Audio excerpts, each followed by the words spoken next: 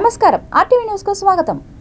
శ్రీ కోదండరామ స్వామివారి బ్రహ్మోత్సవాలు అత్యంత వైభవంగా నిర్వహిస్తోంది టీటీడీ. తిరుపతి శ్రీ కోదండరామ స్వామివారి వార్షిక బ్రహ్మోత్సవాల్లో భాగంగా రెండో రోజు బుధవారం ఉదయం 8 గంటలకు చిన్నశేష వాహనంపై శ్రీ కోదండరాముడు విహరించి భక్తులకు దర్శనమిచ్చారు. గజరాజులు ముందు కదులుతుండగా భక్తజన బృందాలు చెక్క భజనలు కోలాటాలతో స్వామివారిని కీర్తిస్తుండగా మంగళ వాయిద్యాల నడుమ స్వామివారి వాహన సేవ కోలాహలంగా జరిగింది. భక్తులు అడుగడుగునా కర్పూర హారతులు సమర్పించి స్వామివారిని దర్శించుకున్నారు. కైవల్య జ్ఞాన ప్రాప్తిలో కుండలిని శక్తి జాగృతం అత్యంత ఉత్కృష్టమైనది. ఈ కుండలిని శక్తి సాధారణంగా సర్పరూపంలో ఉంటుంది. భగవంతునిలో ఐక్యం కావడానికి అవసరమైన కుండలిని శక్తి జాగృతాన్ని ప్రబోధించేదే చిన్నశేష వాహనం. అనంతరం ఉదయం 10:30 గంటల నుండి 11:30 గంటల వరకు కళ్యాణ మండపంలో శ్రీ సీతా లక్ష్మణ సమేత శ్రీ కోదండరామ స్వామివారి ఉత్సవర్లకు శాస్త్రోక్తంగా స్వప్న తిరుమంజనం నిర్వహించారు. ఇందులో పాలు, పెరుగు, తేనె, పసుపు, చందనం, కొబ్బరి నీళ్లతో అభిషేకం చేశారు. టీటీడీ విద్యా సంస్థల్లో నాణ్యమైన విద్యాభివృద్ధికి ప్రత్యేక చర్యలు తీసుకుంటున్నామని TTD JEO doctor A Sarath తెలిపారు. టీటీడీ విద్యా సంస్థల్లో వచ్చే ఏడాది నుండి మరింత నాణ్యమైన విద్య అందించేందుకు ప్రత్యేక ప్రణాళికలు రూపొందించాలని టీటీడీ జేఈఓ వైద్యం విద్య డాక్టర్ ఏ శరత్ సూచించారు. మంగళవారం ఎస్వి ఆర్ట్స్ కళాశాల సమావేశ మందిరంలో డీఈఓ వెంకట సునీల్, టీటీడీ కళాశాలలు, పాఠశాల ప్రిన్సిపాల్స్, హెడ్ మాస్టర్లతో సమావేశం నిర్వహించారు. ఈ సందర్భంగా జేఈఓ మాట్లాడుతూ రాష్ట్ర ముఖ్యమంత్రి Nara Chandrababu Naidu, TTD chairman BR Naidu, EO Muddada Ravichandra మార్గదర్శకత్వంలో విద్యా సంస్థల్లో పలు చర్యలు చేపడుతున్నట్లు చెప్పారు. విద్యార్థులకు నాణ్యమైన విద్యతో పాటు జ్ఞానం, నైపుణ్యాలు, విలువలను పెంపొందించి మంచి పౌరులుగా తీర్చిదిద్దేలా ఉపాధ్యాయులు కలిసి పనిచేయాలని తెలిపారు. విద్యార్థుల చదువులో మెరుగైన ఫలితాలు సాధించేందుకు పర్యవేక్షణ, మార్గదర్శకత్వం, ప్రత్యేక శ్రద్ధ అవసరమని సూచించారు. విద్యార్థులను వారి ప్రతిభ ఆధారంగా గ్రూపులుగా విభజించి ప్రతి గ్రూపులో అన్ని రకాల విద్యార్థులు ఉండేలా చూసి మంచి ప్రతిభ కలిగిన వారు ఇతరులకు సహాయం చేసే విధంగా ఏర్పాటు చేయాలన్నారు. విద్యార్థులకు పాఠ్యాంశాలను సులభంగా అర్థమయ్యేలా బోధించాలని, చదువులో వెనుకబడిన వారిపై ప్రత్యేక శ్రద్ధ తీసుకుని ఉపాధ్యాయులు పాఠాలు మరింత బాగా బోధిస్తే పరీక్షల్లో 100% ఉత్తీర్ణత సాధించవచ్చని తెలిపారు. అలాగే ఉపాధి ఆధారిత కోర్సులు, కొత్త విద్యా విధానంపై కూడా దృష్టి పెట్టాలని సూచించారు. వచ్చే విద్యా సంవత్సరం నుండి ఉపాధ్యాయులు పాఠ్యాంశాలను సకాలంలో నవీకరించాలన్నారు. డిజిటల్ బోధనా పద్ధతులు, స్మార్ట్ క్లాసులు ఉపయోగించాలని, ముందుగానే లెసన్ ప్లాన్ సిద్ధం చేసి బోధించే విధంగా కార్యాచరణ సిద్ధం చేయాలన్నారు. విద్యార్థులకు కెరీర్ గైడెన్స్, కౌన్సిలింగ్తో పాటు వారి పురోగతిని నిరంతరం నమోదు చేయాలన్నారు. విద్యార్థులు వారి తల్లిదండ్రుల అభిప్రాయాలను సేకరించి విద్యార్థుల సంక్షేమంపై కూడా దృష్టి పెట్టాలన్నారు. ఎస్వి మ్యూజిక్ కాలేజీకి చెందిన శ్రీ కె ప్రదీప్ జాతీయ స్థాయి డోలు వాయిద్య పోటీల్లో ప్రథమ బహుమతి సాధించినందుకు జేఈఓ అభినందించారు. చెన్నైలోని సత్యభామ విశ్వవిద్యాలయంలో జరిగిన ఈ పోటీల్లో దేశవ్యాప్తంగా 150 విశ్వవిద్యాలయాల విద్యార్థులు పాల్గొన్నారు. ప్రదీప్కు డోలు వాయిద్యంలో శిక్షణను హెచ్ఓడి వైఎల్ శ్రీనివాస్ అందించారు. పిల్లలకి ఎప్పటికప్పుడు స్టడీ చేయించుకుంటూ అదేవిధంగా 100% ఫలితాలు వచ్చే విధంగా మన అందరం ప్రయత్నం చేయాలి. గ్రూప్గా టీమ్ స్పిరిట్ తోటి ప్రయత్నం చేయాలనే ఉద్దేశంతో ఫర్ ది లాస్ట్ 1 మంత్ నుంచి మేము ప్రయత్నం చేస్తూ ఉన్నాం. ఈరోజు కూడా ఆ సమావేశం ఏర్పాటు చేయటం జరిగింది. అందరూ హెడ్ మాస్టర్స్, ప్రిన్సిపాల్స్ ఖచ్చితంగా నాణ్యమైన విద్య ఇస్తాం. దానికి సంబంధించిన సూచనలు కూడా ఏ విధంగా అధ్యాపకులు పాఠాలు చెప్పాలి, ఏ విధంగా స్టూడెంట్స్కి అర్థమయ్యే విధంగా విద్యార్థులు అర్థమయ్యే విధంగా పాఠాలు ఏ విధంగా చెప్పాలి. తిరుమల శ్రీవారిని దర్శించుకున్న ఏకసభ్య కమిటీ దినేష్ కుమార్ బుధవారం ఉదయం నైవేద్య విరామ సమయంలో ఏకసభ్య కమిటీ దినేష్ కుమార్ స్వామివారిని దర్శించుకుని మొక్కులు చెల్లించుకున్నారు. అనంతరం ఆలయ రంగనాయకుల మండపంలో వేద పండితులు వేద ఆశీర్వచనం చేయగా ఆలయ అధికారులు స్వామివారి తీర్థ ప్రసాదాలను అందజేశారు. ఆంధ్రప్రదేశ్ రాష్ట్ర ప్రభుత్వం మరో ప్రతిష్టాత్మక సంక్షేమ పథకాన్ని అమల్లోకి తీసుకొచ్చేందుకు సిద్ధమైంది. దివ్యాంగుల సంక్షేమానికి కీలకమైన దివ్యాంగ శక్తి పథకాన్ని ఇవాళ ముఖ్యమంత్రి చంద్రబాబు నాయుడు, ఉప ముఖ్యమంత్రి పవన్ కళ్యాణ్ కలిసి ప్రారంభించారు. భాగంగా ఇచ్చిన మాట ప్రకారం రాష్ట్ర వ్యాప్తంగా ముఖ్యమంత్రి గారు ప్రారంభించడం జరుగుతోంది. అందులో భాగంగా తిరుపతి నియోజకవర్గంలో ప్రతి నియోజకవర్గ ప్రజలు జరుగుతోంది. ముఖ్యంగా తిరుపతి నియోజకవర్గంలో దాదాపు చాలామంది దివ్యాంగులు ఉన్నారు. మన 10 డిపోల బస్సుల్లో కూడా దాదాపు ఇప్పటికే 307 బస్సులు మహిళలకు ఉచితంగా ప్రయాణిస్తున్నారు. అది కాకుండా దివ్యాంగులకు కూడా ఇంకొక 327 బస్సులు కూడా ఉచితంగా చేస్తున్నారు. మొత్తం 600 చిల్లర బస్సులు దివ్యాంగులకు ఉచిత ప్రయాణ వసతి కల్పించే దిశగా మన రాష్ట్ర ప్రభుత్వం అడుగులు వేస్తూ ఉంది. మొత్తానికి దివ్యాంగులందరికీ కూడా రాష్ట్ర ప్రభుత్వం ఎంతో మంచి పథకాన్ని ఈరోజు గౌరవ ముఖ్యమంత్రి గారి చేతుల మీదుగా చేసుకోవడం, జిల్లాలో కూడా మనం తిరుపతి జిల్లాలో ఈరోజు గౌరవ శాసనసభ్యులు అదేవిధంగా గౌరవ చైర్మన్లు అందరి సమక్షంలో కూడా ఈరోజు ఈ కార్యక్రమాన్ని చేసుకోవడం ఎంతో సంతోషం. చంద్రబాబు నాయుడు గారు ఒక మాట ఇస్తే దానికి కట్టుబడి అంతర్జాతీయ దివ్యాంగుల దినోత్సవం రోజు అందరూ కూడా సీఎం గారిని రిక్వెస్ట్ చేసుకున్నారు. ఏ విధంగా అయితే స్త్రీ శక్తి మహిళలకు ఇస్తున్నారు, అదే విధంగానే దివ్యాంగులందరికీ కూడా ఉచితంగా ఆడవారైనా మగవారైనా ఉచితంగా వాళ్ళకి ప్రయాణించడానికి ఫ్రీ టికెట్ ఇవ్వాలని. సో దానికి ఆ రోజు మాట ఇచ్చారు. ఈరోజు అది ఉగాది సందర్భంగా ప్రతి ఒక్క దివ్యాంగులందరికీ కూడా ఈ శుభవార్తను తెలియజేస్తూ ప్రతి ఒక్కరు ఎవరైతే 40% అబోవ్ ఉంటారో వాళ్ళందరూ కూడా ఈ దివ్యాంగ సర్టిఫికేట్ ఫ్రీగా ప్రయాణించడానికి ఎలిజిబుల్ అవుతారు. ఈరోజు రాష్ట్రం మొత్తం మీద రాష్ట్రంలో ఏ కార్యక్రమం చేపట్టినా దివ్యాంగులకు కానీ అదేవిధంగా వికలాంగులకు కానీ వారు ఎక్కడ కానీ వివక్షత చూపకూడదు, సమాజంలో వారు కూడా సమాన అవకాశాలు కల్పించాలని ఈ కార్యక్రమం చేస్తున్నటువంటి కూటమి ప్రభుత్వానికి దివ్యాంగుల తరపున నేను ప్రత్యేకంగా చంద్రబాబు నాయుడు గారికి, పవన్ కళ్యాణ్ గారికి, నారా లోకేష్ గారికి కూడా. ఇస్రో తన తదుపరి ప్రతిష్టాత్మక చంద్రయాన్ మరియు గగన్యాన్ మిషన్ల ద్వారా కొత్త మైలురాళ్లను అధిగమించేందుకు సిద్ధమవుతోంది. ప్రపంచ అంతరిక్ష రంగంలో భారత కీర్తి పతాకాన్ని ఎగురవేయడమే లక్ష్యంగా శాస్త్రవేత్తలు ఈ ప్రాజెక్టులపై నిరంతరం శ్రమిస్తున్నారు. ఈ మిషన్లు కేవలం సాంకేతిక విజయాలే కాకుండా అంతరిక్ష పరిశోధనలో మన దేశ శక్తిని చాటి చెప్పనున్నాయి. పూర్తిగా స్వదేశీ పరిజ్ఞానంతో రూపొందుతున్న ఈ ప్రయోగాలు మేక్ ఇన్ ఇండియా స్ఫూర్తిని చాటుతున్నాయి. అధునాతన నావిగేషన్ వ్యవస్థలు మరియు శక్తివంతమైన రాకెట్ ఇంజిన్ల తయారీలో మన ఇంజనీర్లు అద్భుతమైన ప్రతిభను కనబరిచారు.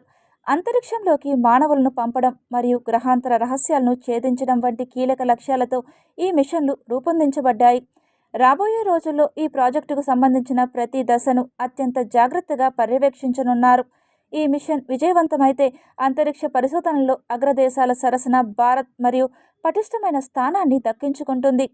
ఈ చారిత్రక ఘట్టం కోసం దేశ ప్రజలంతా ఎంతో ఆసక్తిగా ఎదురుచూస్తున్నారు.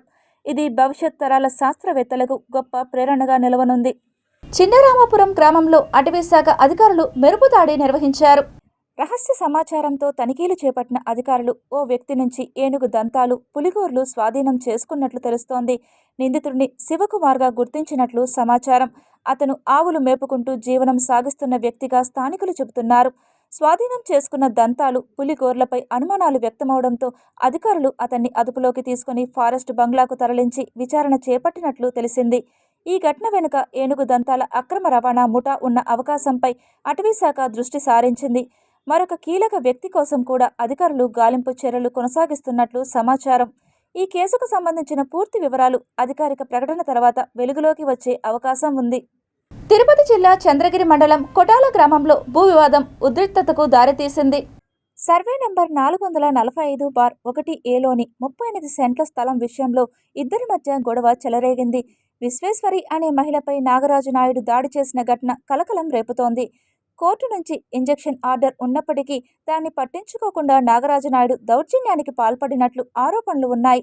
ఇక మరింత ఆందోళనకరంగా పోలీసుల సమక్షంలోనే బాధితురాల్ని విచక్షణారహితంగా కొట్టినట్లు సమాచారం. తన భూమిని అక్రమంగా కబ్జా చేస్తున్నాడని బాధితురాలు విశ్వేశ్వరి ఆవేదన వ్యక్తం చేస్తున్నారు. ఈ ఘటనపై పలుమార్లు ఫిర్యాదు చేసిన పోలీసులు సరైన చర్యలు తీసుకోవడం లేదని ఆమె ఆరోపిస్తున్నారు. ఈ సంఘటనపై పూర్తి వివరాలు తెలియాల్సి ఉంది. పోలీసులు కేసు నమోదు చేసి దర్యాప్తు చేపట్టాల్సి ఉందని స్థానికులు కోరుతున్నారు. రేణిగుంట పట్టణంలోని ప్రధాన రైల్వే అండర్ బ్రిడ్జిని నెల రోజుల పాటు మూసివేస్తున్నట్లు శ్రీకాళహస్తి ఆర్డీఓ భానుప్రకాష్ రెడ్డి అన్నారు. మన బైపాస్ కొత్త బైపాస్ ఏదైతే ఉందో మరిగుంట జంక్షన్ నుంచి ఇలా నారాయణాద్రి హాస్పిటల్ ఈ 3 రూట్స్ మీ యొక్క ఈ ట్రాఫిక్ వినియోగదారులు ఎవరైతే ఉన్నారో వీళ్ళంతా కూడా ఈ 3 రూట్స్ నుంచి వెళ్ళవలసిందిగా ఆదేశించడమైనది ఈ రోజు నుంచి. సో అందరూ కూడా కోఆపరేట్ చేస్తే వచ్చే 30 రోజులు అంటే ఈ 23 మార్చి 23, 2026 తారీఖు నుంచి ఏప్రిల్ 22, 2026 తారీఖు వరకు తీసుకుంటే మన యొక్క రేణిగుంట రైల్వే ట్రాక్ బలోపేతం చేస్తూ ప్లస్ ఎందుకు ఇది చేస్తున్నారంటే ఈ యొక్క ఆర్యూబీ కన్స్ట్రక్ట్ చేసి సుమారుగా 50 సంవత్సరాల పైన అయిపోయిందని ఇక్కడ చెప్తున్నారు. సో రైల్వేస్ వారు కూడా ఫిట్నెస్ సర్టిఫికేట్ చేసినప్పుడు ఈ దీని యొక్క రీమోడలింగ్ చేయాల్సినది, దీనికి ఒక స్ట్రెంథనింగ్ చేయాల్సినది కాబట్టి ఓల్డ్ పద్ధతిలోనే చేస్తున్నారు కాబట్టి 30 రోజులు టైం పడుతుంది. దానికోసమని ఈ యొక్క ప్రెస్ మీట్ పెట్టడం జరిగింది. సో దీంట్లో భాగంగానే రేపటి నుంచి హెచ్చరిక బోర్డు అయితే పెడతారు. ఈ హెచ్చరిక బోర్డులో కూడా రేపు 23వ తారీఖు అంటే వచ్చే సోమవారం నుంచి మళ్ళీ చెప్తున్నాము, వచ్చే సోమవారం నుంచి ఈ యొక్క ఆర్యూబీ వినియోగం అయితే రద్దు చేయబడుతుంది. దీని యొక్క ట్రాఫిక్ డైవర్షన్ వచ్చేసి నారాయణాద్రి హాస్పిటల్ నుంచి, కర్కమ్మాడి ఎల్సీ నుంచి, మూడోది వచ్చేసి సంత మార్కెట్లో కూడా ఓన్లీ 2 వీలర్స్ మాత్రమే అలౌ చేయడం జరుగుతుంది. తిరుపతి వినాయక సాగర్ పై ప్రవేశ రుసుము మరమ్మతుల లోపంతో నగరవాసులు అసంతృప్తి వ్యక్తం చేస్తున్నారు. తిరుపతి నగరంలోని వినాయక సాగర్ వద్ద ఇటీవల ప్రవేశ రుసుము విధించడం నగరవాసుల్లో చర్చనీయాంశంగా మారింది. విశ్రాంతి, వినోదం కోసం తరచుగా ఈ ప్రాంతాన్ని సందర్శించే ప్రజలు ఒక్కసారిగా రుసుము విధించడంపై అసంతృప్తి వ్యక్తం చేస్తున్నారు. ముఖ్యంగా కుటుంబాలతో వచ్చేవారు అదనపు భారం పడుతోందని అంటున్నారు.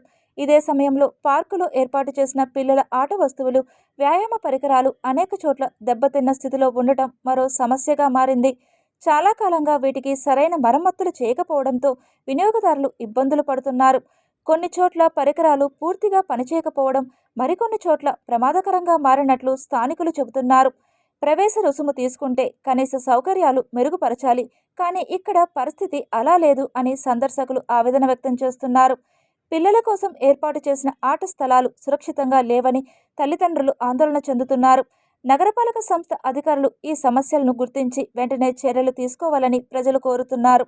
ప్రవేశ రుసుము విధించే ముందు సౌకర్యాలు మెరుగుపరిచి పార్కును సక్రమంగా నిర్వహించాలని డిమాండ్ చేస్తున్నారు. సామాగ్రిని మొత్తాన్ని కూడా ధ్వంసం అయిపోయినాయి. ఆట వస్తువులకు సంబంధించినవి కానీ, లేకపోతే ఇతర వ్యాయామానికి సంబంధించినటువంటి వస్తువులు కానీ, ఇవన్నీ కూడా ధ్వంసమైనటువంటి పరిస్థితిని చూస్తా ఉన్నాం. అన్నీ ఇరిగిపోయినాయి. ఎక్కడెక్కడ చూసినా మొత్తం ఇరిగిపోయినాయి, కానీ దాన్ని పాలన చేస్తున్నటువంటి పరిస్థితి లేదు. ఆ నిధులన్నీ కూడా స్మార్ట్ సిటీ కింద, తిరుపతిలో స్మార్ట్ సిటీ కింద ఏర్పాటు చేయడం అనేది జరిగింది. ఆ నిధుల ద్వారా పెట్టినటువంటి పరికరాలు మొత్తం కూడా ధ్వంసమైపోయి, తుప్పుపట్టిపోయి, ఇరిగిపోయి ఉంటే కనీసమైనటువంటి లేకుండా ఈరోజు ఆ పరికరాలను తయారు చేయించకుండా అనేక రకాల ఇబ్బందులకు గురవుతున్నటువంటి పరిస్థితి కనిపిస్తోంది. ఉదయాన్నే చాలామంది వాకర్స్ అక్కడికి వెళ్ళి వ్యాయామం చేసుకున్నటువంటి పరిస్థితి ఉంది. సాయంత్రం పూట పిల్లలు ఆహ్లాదకరంగా ఆడుకోవడానికి ఆ ప్రాంతానికి వెళ్ళి మాట్లాడుకోవడం, చేసుకోవడం అనేది జరుగుతుంది. ఆటలు ఆడుకోవడం అనేది కూడా జరుగుతుంది. అట్లాంటి ప్రాంతంలో ఇవన్నీ కూడా ఇరిగిపోతే కూడా ఏమీ పట్టించుకోకపోవడం చాలా బాధాకరమైనటువంటి విషయం. కాబట్టి తక్షణమే వాటన్నింటినీ కూడా రిపేర్ చేయించాలని చెప్పని విజ్ఞప్తి చేస్తూ ఉన్నాం. ఇప్పుడు ఈ జనం ఎక్కువ అయ్యేసరికి ఈ మున్సిపాలిటీ నుంచి దానికి ఒక టెండర్ విధానం పెట్టి అక్కడ డబ్బులు వసూలు చేయడం కోసం అదొక డబ్బులు కట్టాలి. ప్రవేశం చేయాలంటే రుసుము చెల్లించిందే మీరు పోవడానికి లేదు. వాకింగ్ చేసుకోవడానికైనా, లేకపోతే ఆడుకోవడానికైనా, దేనికైనా మీరు లోపలికి వెళ్ళాలంటే డబ్బులు కట్టాల్సిందని చెప్పి ఆ నిబంధనలు పెట్టి డబ్బులు వసూలు చేయడం ప్రారంభం చేసిన తర్వాత ఇప్పుడు పూర్తిగా దానికి ఆదరణ తగ్గిపోయిన పరిస్థితి వస్తుంది. జనం కరువు అయిపోయిన పరిస్థితి వస్తుంది.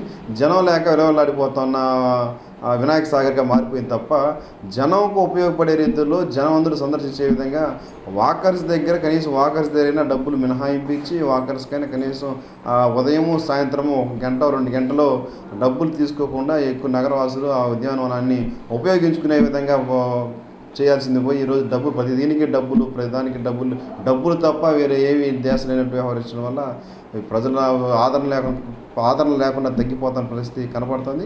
లోపల ఇప్పుడు డబ్బులు తీసుకున్నారు పోనీ లోపల ఏమైనా ఉన్న పరికరాలు ఏమైనా పోయితే దాని వెంటనే బాగు చేయడము, సంబంధించిన పిల్లలు ఆడుకోవడానికి సంబంధించింది, లేకపోతే అక్కడ ఈ ఎక్సర్సైజ్ సంబంధించిన వాటికి సంబంధించి ఏమైనా కనీసము వాటికి సంబంధించిన రిపేర్లు అయిపోతే చెడిపోతే బాగు చేస్తున్న పరిస్థితి ఎలా ఉందంటే కనీసం బాగు చేసే పరిస్థితి లేదు. తిరుపతి సుబ్బారెడ్డి నగర్లో నిర్మాణం చేపట్టిన సిమెంట్ రోడ్డు పనులపై స్థానికులు ఆగ్రహం వ్యక్తం చేస్తున్నారు. నగర్లో ప్రత్యామ్నాయ మార్గం చూపకుండా సిమెంట్ రోడ్డు నిర్మాణ పనులు చేపట్టడంపై స్థానికులు తీవ్ర అసంతృప్తి వ్యక్తం చేస్తున్నారు. కాలనీలో రహదారిని పూర్తిగా తవ్వేసి పనులు ప్రారంభించడంతో రాకపోకలకు తీవ్ర అంతరాయం ఏర్పడింది. ప్రత్యామ్నాయ రహదారి ఏర్పాటు చేయకుండా పనులు కొనసాగించడం వల్ల విద్యార్థులు, ఉద్యోగులు, అత్యవసర సేవలు వినియోగించే ప్రజలు ఇబ్బందులు పడుతున్నారని స్థానికులు పేర్కొన్నారు. దీనికి తోడు స్థానికులు ప్రత్యామ్నాయంగా మురుగునీటి కాలువపై రాళ్లను ఏర్పరిచి ప్రయాణం సాగిస్తున్న తరుణంలో మురుగునీరు నిల్వ ఉంటుందని మున్సిపల్ అధికారులకు వచ్చిన ఫిర్యాదు మేరకు ఆ బండరాళ్లను తొలగించడంతో తీవ్ర ఇబ్బందులను ఎదుర్కొనవలసి వస్తుంది. ముఖ్యంగా వృద్ధులు, చిన్నపిల్లలు తీవ్రంగా ఇబ్బందులు ఎదుర్కొంటున్నారు. ఈ సమస్యపై స్థానికులు ఆగ్రహం వ్యక్తం చేయగా వెంటనే ప్రత్యామ్నాయ మార్గం ఏర్పాటు చేసి పనులు చేపట్టాలని అధికారులు కోరారు. పనులు ప్రారంభించే ముందు సరైన ప్రణాళిక లేకపోవడం పట్ల ప్రజలు ఆగ్రహం వ్యక్తం చేస్తున్నారు. అధికారులు స్పందించి సమస్యను తక్షణమే పరిష్కరించాలని, లేకపోతే పెద్ద ఎత్తున ఆందోళన చేపడతామని స్థానికులు హెచ్చరించారు. అయితే ఈ సీసీ రోడ్డు ఏర్పాటు చేస్తున్నటువంటి ఫలితంగా అక్కడ రాకపోకలకి సంబంధించి దారులు క్లోజ్ చేయడం జరిగింది. అయితే అక్కడ ఉన్నటువంటి ప్రజానీకము లేదా విద్యార్థులు తమ అవసరాలకు అనుగుణంగా అక్కడ కాలువలపైన బండలు వేసుకొని రాకపోకలు సాగిస్తున్నారు. అయితే అత్యవసర సమయాల్లో అక్కడి నుంచి వెహికల్స్ వచ్చేటువంటి అవకాశం కూడా లేనటువంటి ఫలితం ఏర్పడింది. దానికి తోడన్నట్టు అధికారులు అక్కడ మురుగునీరు నిల్వ చేరుతుంది, అక్కడ ఇబ్బందిగా ఏర్పడుతుంది అనేటువంటి ఒక కారణాన్ని చూపించి అక్కడ ఏర్పాటు చేసినటువంటి బండాలను కూడా తొలగించడం జరిగింది. దీంతో అటు రాకపోకలు తీవ్రంగా ఇబ్బంది కలుగుతూ అక్కడ బయటికి రాలేనటువంటి పరిస్థితులు ఏర్పడుతున్నాయి. ఎవరికైనా ఎమర్జెన్సీ అయితే కూడా వెళ్ళలేనటువంటి పరిస్థితులు దాపరిస్తున్నాయి. ప్రధానంగా పాఠశాలలకి కళాశాలకి వెళ్ళేటువంటి విద్యార్థులు లోపలికి తమ వాహనాలు రాక మరొక రకమైనటువంటి ఇబ్బందులు ఎదుర్కొంటున్నారు. కాబట్టి అక్కడ ఆ రోడ్డు పూర్తయ్యేంత వరకు ప్రత్యామ్నాయంగా అక్కడ బండలు ఏర్పాటు చేసి లేదా మరో మార్గం అయినా చూపించి అక్కడ వెసులుబాటు కల్పించాల్సినటువంటి బాధ్యత ప్రభుత్వ నిబంధనల ప్రకారం చేపట్టాలని చెప్పేసి కోరుతాము. ప్రపంచవ్యాప్తంగా ఉన్న హిందువుల మనోభావాలు దెబ్బతీసేలా వ్యవహరించిన టీటీడీ చైర్మన్ బిఆర్ నాయుడు తక్షణమే రాజీనామా చేయాలని వైఎస్ఆర్ కాంగ్రెస్ పార్టీ నాయకులు డిమాండ్ చేశారు. ఎంత పెద్ద చరిత్ర ఉంది టీటీడీ చైర్మన్లుగా పనిచేసిన వాళ్ళు. ఇలాంటి నీచుడు టీటీడీ చైర్మన్గా కొనసాగకూడదని మేము పోరాటం చేస్తుంటే మమ్మల్ని కొడతారా మీరు? మీకు ఈరోజు బలం ఉందని, అధికారం ఉందని మమ్మల్ని కొడుతున్నారు. మేము ఓర్చుకుంటాం, భరిస్తాం. మేము న్యాయం పైన పోరాటం చేస్తూనే ఉంటాం. మా వంగలపూడి అనిత గారు, మీరు ఈ రాష్ట్రానికి హోమ్ మినిస్టర్, ఒక దళిత మహిళ, ఒక దళితుడిని తన్నరాని చోట తన్ని నాపైనే ఎస్సీ కేసు పెడతారు, ఎస్సీల మీదనే ఎస్సీ కేసు పెడతారు. దానికి ఈ గవర్నమెంటు ప్రోత్సహిస్తుంది. పోలీసులు మమ్మల్ని బెదిరిస్తారు. అక్కడ ఎవరైతే ఈ ఇన్ఛార్జ్ పదవి కోసం ప్రయత్నిస్తున్నటువంటి వ్యక్తి ఉన్నాడో, మేము ఇప్పటి వరకు మా పార్టీ నేరుగా అతని పేరు పెట్టి స్పందించి మాట్లాడిన సందర్భమే లేదు. ఒక్కరోజు కూడా స్పందించలేదు. కానీ మితిమీరిన చేష్టలకి సమాధానం చెప్పాలి కాబట్టి ప్రతి ఒక్కరి బ్రతుకు బట్టబయలు చేయాల్సిన అవసరం ఈరోజు ఉంది కాబట్టి మేము బయట పెడుతున్నాం. గతంలో పలు మర్డర్ కేసుల్లో నిందితులు కేసులు కొట్టేసుకొచ్చు కాక ప్రైమ్ ఆఫీసీ అంటారు, అది లేకుండా ఎవరి మీద కేసు పెట్టరు కదా. సో కేసు పెట్టారు అంటే సాక్ష్యాధారాలు లేని కారణంగానో, అవతల పార్టీ కాంప్రమైజ్ అయిన కారణంగానో ఒకవేళ కేసులు ఎత్తేయచ్చు కాక, అంత మాత్రం చేత మీకున్నటువంటి నేర ప్రవృత్తి మీకు లేదు అని అంటే సమాజం ఒప్పుకోదు. తిరుపతి జిల్లాలో వ్యవసాయ పొలాలలోని ట్రాన్స్ఫార్మర్లను చోరీ చేసే 5 దొంగలను అదుపులోనికి తీసుకొని వారి వద్ద నుండి చోరీ చేసిన రాగి వైర్లను 2 ఆటోలను స్వాధీనపరుచుకున్నట్లు తిరుపతి జిల్లా ఎస్పీ ఎల్ సుబ్బరాయుడు కేసు వివరాలను మీడియాకు తెలియజేశారు. గత సంవత్సర కాలంగా తిరుపతి జిల్లాలో దాదాపు 195 ట్రాన్స్ఫార్మర్ల థెఫ్ట్ కేసులు జరిగాయి. ఈ 195 ట్రాన్స్ఫార్మర్ల థెఫ్ట్ కేసెస్లో దాదాపు 55 కేసెస్ రిజిస్టర్ చేయడం జరిగింది. ఇందులో 45 కేసెస్ని తిరుపతి జిల్లాలో మరియు 10 కేసెస్ గూడూరు, ప్రజెంట్ నెల్లూరు జిల్లా ప్రాంతంలో ఉన్న గూడూరులో రిజిస్టర్ చేయడం జరిగింది. ఈ 1 ఇయర్లో ఇప్పుడు ఈరోజు ఈ కేసులో అరెస్ట్ చేసిన ముద్దాయిలందరూ కూడా ఇంతకుముందు ఎక్కడ అరెస్ట్ అవ్వలేదు. 1 ఇయర్లో మాత్రమే చేశారు ఇవన్నీ కూడా.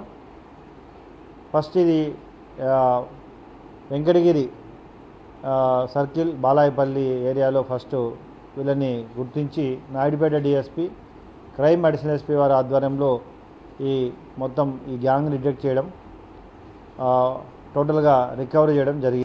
నియోజకవర్గ పరిధిలో పారదర్శకమైన ఓటర్ల జాబితా తయారీకి అన్ని రాజకీయ పార్టీలు సహకరించాలని నియోజకవర్గ ఓటరు నమోదు అధికారి, నగరపాలక సంస్థ కమిషనర్ ఎన్ మౌర్య తెలిపారు. రాష్ట్ర ఎన్నికల కమిషన్ ఆదేశాల మేరకు గుర్తింపు పొందిన రాజకీయ పార్టీల ప్రతినిధులతో బుధవారం సమావేశం నిర్వహించారు. ఈ సందర్భంగా నియోజకవర్గ ఓటరు నమోదు అధికారి మాట్లాడుతూ పారదర్శకమైన ఓటర్ల జాబితా తయారీకి అందరూ సహకరించాలని పిలుపునిచ్చారు. స్పెషల్ ఇంటెన్షన్ రివిజన్ 2026 ప్రక్రియకు గాను అన్ని గుర్తింపు పొందిన రాజకీయ పార్టీలు తమ బూత్ లెవెల్ ఏజెంట్లను నియమించి సదరు జాబితాను ఆఫీసుకు ఈ వారంలోపు సమర్పించాలని ఆదేశించారు. స్పెషల్ ఇంటెన్షన్ రివిజన్ 2026పై ఉన్న సందేహాలను నివృత్తి చేశారు. 2025 జాబితాలోని ఓటర్లను 2002 ఓటర్ల జాబితాలోని ఓటర్లతో మ్యాపింగ్ ప్రక్రియ చేయు నిమిత్తం అందరూ బూత్ లెవెల్ అధికారులు, సూపర్వైజర్స్, గుర్తింపు పొందిన అన్ని రాజకీయ పార్టీ ప్రతినిధులతో కలిసి ఇంటింటికి వెళ్లి వివరాలు సేకరించి మ్యాపింగ్ శాతాన్ని పెంచాలని తెలిపారు. ఈ సమావేశంలో డిప్యూటీ కమిషనర్ అమరయ్య, వివిధ రాజకీయ పార్టీల ప్రతినిధులు, సిబ్బంది పాల్గొన్నారు. కాణిపాకం వినాయకుడి ఆలయంలో కీలక మార్పులు జరగనున్నాయి. ఆలయానికి ముందు వైపు ఉన్న కోనేరు పూడ్చివేయాలని కాణిపాకం ఆలయ పాలక మండలి నిర్ణయించింది. ఆలయంలో కొత్త పుష్కరిణి నిర్మించాలని నిర్ణయం తీసుకుంది. కాణిపాకం వరసిద్ధి వినాయకుడి ఆలయానికి ముందు వైపు పుష్కరిణి ఉంది. 3 వైపులా మాడవీధులు ఉన్నాయి. అయితే బ్రహ్మోత్సవాల సమయంలో స్వామివారు ఈ మాడవీధుల గుండా విహరిస్తూ ఉంటారు. మాడవీధులు విశాలంగా ఉన్నప్పటికీ ముందున్న పుష్కరిణి కారణంగా అప్పుడప్పుడు వాహన సేవలకు ఇబ్బందులు కలుగుతున్నాయి. ఈ నేపథ్యంలోనే కొత్త పుష్కరిణి నిర్మించాలని కాణిపాకం పాలక మండలి నిర్ణయించింది. ప్రస్తుతం ఉన్న కోనేరు పూడ్చివేసి సమీపంలోనే మరో కొత్త కోనేరు నిర్మించనున్నారు. సుబదా మండపానికి 60 అడుగుల దూరంలో 3.40 కోట్లతో కొత్త పుష్కరిణి నిర్మించనున్నారు. ఇందుకోసం ప్రస్తుతం అక్కడ ఉన్న భవనాలను తొలగించాలని పాలక మండలి నిర్ణయించింది. పాలక మండలి తీసుకున్న నిర్ణయాలకు ఏపీ దేవాదాయ శాఖ నుంచి అనుమతి కూడా లభించింది. దీంతో కాణిపాకం ఆలయంలో కొత్త కోనేరు నిర్మాణం కోసం ఆలయ అధికారులు టెండర్లు పిలిచే పనిలో ఉన్నారు. వీలైనంత వేగంగా పుష్కరిణి నిర్మాణ పనులు పూర్తి చేసి ఈ ఏడాది స్వామివారి వార్షిక బ్రహ్మోత్సవాల నాటికి కొత్త కోనేరు అందుబాటులోకి తేవాలని పాలక మండలి పట్టుదలగా ఉంది. మరోవైపు కాణిపాకం ఆలయంలో నిర్మించే కొత్త పుష్కరిణిని కూడా పాత కోనేరు సైజులోనే నిర్మించనున్నారు. ప్రస్తుతం ఉన్న కోనేరు 140 అడుగుల పొడవు, అంతే వెడల్పుతో 12 అడుగుల లోతు ఉంటుంది. కొత్త కోనేటిని కూడా ఇదే కొలతలతో నిర్మించనున్నారు. ఇక్కడ ఇంకో విశేషం ఏమిటంటే ప్రస్తుతం ఉన్న కోనేటిలోని రాళ్లనే కొత్త పుష్కరిణి నిర్మాణంలో ఉపయోగిస్తారు. అలాగే మరిన్ని ఆధునిక హంగులు కల్పిస్తారు. పుష్కరిణి చుట్టూ రాతి స్తంభాలు, కోనేటి మధ్యలో రాతి నీరాజన మండపం, వినాయకుడి విగ్రహం ఏర్పాటు చేసేందుకు ప్రణాళికలు రచించారు. భక్తులు కోనేటిలోకి దిగేందుకు వీలుగా బారికేడ్లు, ద్వారాలు ఏర్పాటు చేయనున్నారు. నీటిని పరిశుద్ధంగా ఉంచేలా మెషిన్లు, కోనేటి చుట్టూ ఎలక్ట్రిక్ విద్యుత్ దీపాలు ఏర్పాటు చేయనున్నారు. మొత్తంగా కోనేటి నిర్మాణాన్ని బ్రహ్మోత్సవాల సమయానికి పూర్తి చేయాలని అధికారులు లక్ష్యంగా పెట్టుకున్నారు. తిరుపతి రూరల్ ఉప్పరపల్లి చెక్పోస్ట్ నుండి శ్రీ పద్మావతి మహిళా విశ్వవిద్యాలయం వరకు రోడ్డును వెడల్పు చేస్తూ సుమారు 9 కోట్ల వ్యయంతో నిర్మాణ పనులు చేపట్టడం జరుగుతుందని Chandragiri MLA Pulivarthi Nani, TUDA chairman dollars Diwakar Reddy తెలిపారు. 3 నెలల్లో ప్రజలందరికీ అందుబాటులోకి తీసుకొస్తామని పేర్కొన్నారు. సుమారు 9 కోట్ల రూపాయలు పెట్టి కూడా ఈరోజు కాలువలు, రోడ్లు వేయటం జరుగుతూ ఉంది. అంటే ఈ ప్రభుత్వం యొక్క తుడా అభివృద్ధి ద్వారా సోదరుడు దివాకర్ రెడ్డి చైర్మన్ అయిన తర్వాత తిరుపతి నియోజకంలో తిరుపతి రూరల్ మండలంలో పెద్ద వరకు కూడా ఈరోజు జరుగుతూ ఉంది. ఇదన్నిటికీ ఎందుకు కారణం చెప్తున్నామంటే మేము చెప్పింది చేస్తాం కానీ చెప్పకుండా ఊరికే వాగ్దానాలు చేసి మళ్ళీ ఎలక్షన్ అయినాక డోర్ టు డోర్ వచ్చే ఇది ఉండదు. అదేవిధంగా పద్మావతిపురంలో మీరు చూస్తుంటే ఆ రోడ్లో కూడా తాబూన్ కాడి నుంచి ఏ విధంగా గత ప్రభుత్వంలో కాదు ఇక్కడ ఉన్నటువంటి మన శిల్పారాం వెనకాల నుండి తిరుచానూరు చెరువును బ్లాక్ చేసి ఆ వాటర్ని ఇట్లా డైవర్ట్ చేసే దానివల్ల మునుగుతూ ఉంటే అదే వాటర్ని ఈరోజు తిరిగి క్లీన్ చేసి అక్కడ రోడ్డు కూడా హైట్ చేసి ఈరోజు డబుల్ రోడ్ వేయడం జరుగుతూ ఉంది సుమారు ఒక 2 కోట్లతో పెట్టి. ఇది కాకుండా తుడా చైర్మన్ గారిని కూడా మేము రిక్వెస్ట్ చేయడం జరిగింది. తాజ్ హోటల్ కాడ ఏదైతే రోడ్డు క్రాస్ అవుతుందో అక్కడి నుంచి తాజ్ హోటల్ నుంచి కూడా మన తనపల్లి పోయే దీనికి కూడా ఒక కాలువ కూడా ఇమ్మని అడిగాం. అది కూడా చేస్తున్నారు. ఇవన్నీ ఎందుకు చెప్తున్నానంటే ప్రభుత్వం వచ్చినాక ఎన్డీఏ కూటమిలో చంద్రగిరి నియోజకవర్గం ఏ విధంగా అభివృద్ధి చెందింది ఇది నిదర్శనం. 2019-2024 వరకు కూడా వాళ్ళ పార్టీకి సంబంధించినటువంటి వాళ్ళ ముఖ్యమంత్రి కూడా ఈ రోడ్లను పోయేవాళ్ళు. కనీసం ఎవరికి కూడా ఈ రోడ్డు డెవలప్ చేయాలనే ఆలోచన వాళ్ళకి రాలేదు. మా ఎన్డీఏ కూటమి వచ్చిన తర్వాత మా ముఖ్యమంత్రి చంద్రబాబు నాయుడు గారి ఆదేశాల మేరకు, మా యువ నాయకుడు నారా లోకేష్ గారి విజన్ మేరకు ఈ రోడ్డుని మేము ఈ పొద్దు 80 ఫీట్ రోడ్డుగా దీన్ని చేయడం జరిగింది. అదేవిధంగా ఈరోజు టుడా చరిత్రలో ఎన్నెన్నో కార్యక్రమాలు చేస్తున్నాము. అందులో భాగంగా ఈరోజు ఈ రోడ్డుని చేశాము. అదేవిధంగా తబూన్ దగ్గర నుంచి కూడా తనపల్లికి పోయేదానికి కూడా డ్రైన్స్ అన్ని కూడా నెక్స్ట్ టెండర్లో కూడా పిలవడం జరుగుతుంది. ఎప్పుడు కూడా ఎన్డీఏ కూటమి ఆంధ్ర రాష్ట్రం మొత్తం కూడా డెవలప్ అవ్వాలంటే ఎన్డీఏ కూటమి ఉండాలా. మా ముఖ్యమంత్రి చంద్రబాబు నాయుడు గారి విజన్, మా లోకేష్ గారి విజన్తో ఈరోజు యువత కావచ్చు, లేకపోతే రాష్ట్రంలో ఉన్న డెవలప్మెంట్స్ కావచ్చు, ప్రతి ఒక్కటి కూడా ఈరోజు ఏది డెవలప్ కావాలన్నా కూడా ఎన్డీఏ కూటమి ఉంటేనే డెవలప్ అవుతుంది. టీటీడీ చైర్మన్ బీఆర్ నాయుడుపై దాడి చేయడమే కాక ప్రశ్నించిన టీడీపీ నాయకులపై మీడియాలో వ్యక్తిగత విమర్శలకు పాల్పడడం హేయమైన చర్య అంటూ తాతయ్యగుంట గంగమ్మగుడి ఆలయ చైర్మన్ మహేష్ యాదవ్ తిరుపతి ప్రెస్ క్లబ్లో ఏర్పాటు చేసిన మీడియా సమావేశంలో మండిపడ్డారు. ఆయన టీటీడీ చైర్మన్ బీఆర్ నాయుడు గారు ఫ్యామిలీతో నిన్న మార్నింగ్ ఆయన హోటల్లో బ్రేక్ఫాస్ట్ చేయడానికి వస్తే మీరు అక్కడికి వెళ్ళి మీ అనుచరులు అక్కడ పంపించి ఆయన్ని అడ్డుకొని ఆయన మీద దాడికి ప్రయత్నించాలని మీరు ప్లాన్ చేసిన నిజమా కాదా? మీరు ఇది మీడియా ముఖంగా మీరు తెలియజేయాలి. మీరు దాడి చేయాలనుకుని నిజమా కాదా? ఇది ఇలాంటి పరిస్థితులు ఎప్పుడూ లేదు తిరుపతిలో. ఎప్పుడైనా మీడియా దగ్గరికి ఎవరైనా వచ్చారా? లేదు ఒకరింటికి ఎవరు ఎప్పుడైనా ఏ పార్టీ వాళ్ళైనా వెళ్ళారా? మీరు ఎందుకు కొత్త సంస్కృతికి నాంది పలుకుతున్నారు తిరుపతిలో? ఇది మంచిది కాదు. ఇది మేము చెప్తున్నాం, ఇది మంచిది కాదు. ఇది ఆయన వ్యక్తిగతంగా ఆయన ఫ్యామిలీతో ఆయన ఉండేటప్పుడు మీరు ఆయన ప్రైవసీని భంగం కలిగించేదానికి మీరెవరు? మీరు నిజంగా మీరు శాంతియుతంగా నిరసన చేసే వాళ్ళైతే గాంధీ విగ్రహం దగ్గర, అంబేద్కర్ విగ్రహం దగ్గర చేయాలి మీరు. అంతేగాని ఆయన హోటల్ దగ్గర ఉంటే ఆయన దగ్గరికి వెళ్ళేసి మీరు చేయడం అనేది మంచి పద్ధతి కాదు. ఇక్కడన్నా మీరు మార్చుకోవాలి. మేము కూడా ఆడవాళ్ళమే, మీలాగా మీరే కాదు ఆడవాళ్ళు ఉండేది. మా తెలుగుదేశం పార్టీలో కూడా ఉన్నారు, నీకు మించిన ఆడవాళ్ళు ఉన్నారు. ఎవరున్నారమ్మా కొజ్జాలనేసని? పెద్ద బొట్టామంటే తప్పే ఉందమ్మా? పద్మామని పెద్ద బొట్టు అంటే తప్పేముంది? దాన్ని కొజ్జాలన్నారంటారా? మీరే క్రియేట్ చేసుకుంటారా? క్రియేట్ చేసేందమ్మా మాట్లాడేది? వాస్తవాలు రండి. వాస్తవాలు వస్తే దేవస్థానములో మీ నాయకుడు చేసిన కరుణాకర్ రెడ్డి గారు చేసిన దానికి పక్షవాతం వచ్చి పడినాడు 6 నెలలు. అట ఆయన చేశారా? రాష్ట్ర ముఖ్యమంత్రి నారా చంద్రబాబు నాయుడు పర్యటన ఖరారైంది.